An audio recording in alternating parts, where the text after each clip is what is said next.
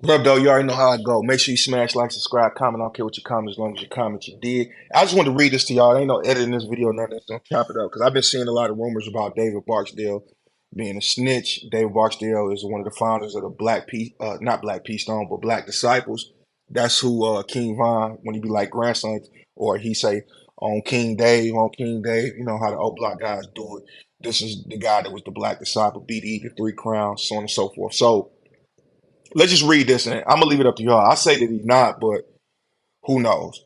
So two guys were charged of shooting at him. So about 9:30 p.m. on May 8th, 1968, three police officers assigned to the gang intelligence unit stopped the car on the south side of Chicago, driven by David Barksdale and containing four other persons. Barksdale was known to the officers, Folks, Clark, and Peck, as the leader of a street gang named the Disciples. The officers searched Barksdale and the others for weapons, but found none. A search of the passenger compartment of the car also failed to disclose any weapons. Barksdale and his passengers drove away with the officers closely following in an unmarked police car. After driving about the area for several minutes, Barksdale arrived at 6526 South Ellis, where he stopped the car and raced its motor.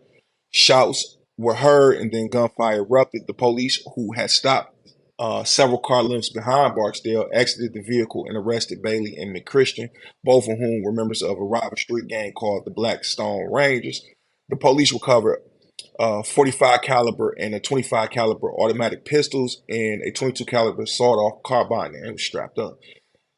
Dinkins was arrested as he apparently attempted to intercede on behalf of the other defendants. Meanwhile, Barksdale drove a short distance from the area and waited for the police to arrive.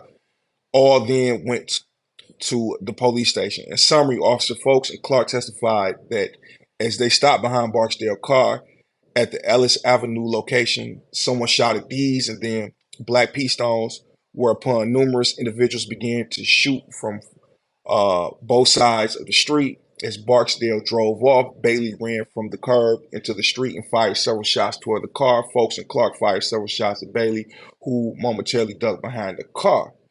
Now let's go on down. We're not going to read it all. Officer Beck, who also recognized Bailey, saw two others firing from the curb at Barksdale's car, and he chased one of them to a nearby porch where he arrested McChristian as the latter was attempting to unjam a loaded 25 caliber pistol. Okay.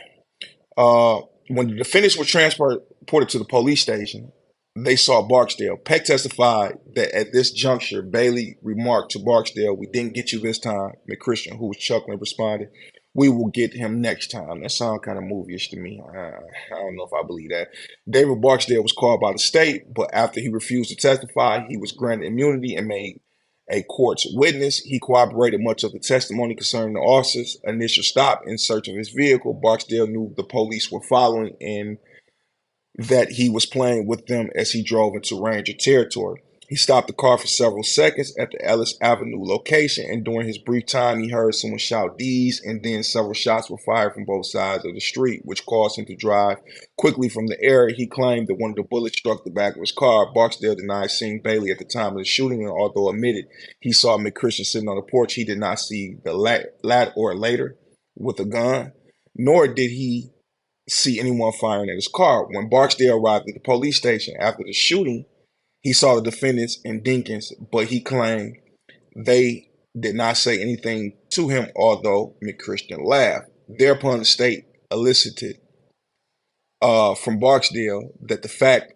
that on prior occasions commencing about the time of the shooting and culminating on the day he testified, he made various statements to law enforcement officials concerning the involvement of Bailey and McChristian in the shooting. He was less certain as to Dinkins' participation. One of these conversations occurred with Assistant State's Attorney Matthew Walsh. Barksdale explained that at the time he implicated the rival gang members, he lied because he was mad that he had been shot at. Uh, what do y'all call that? I don't know. Let me know.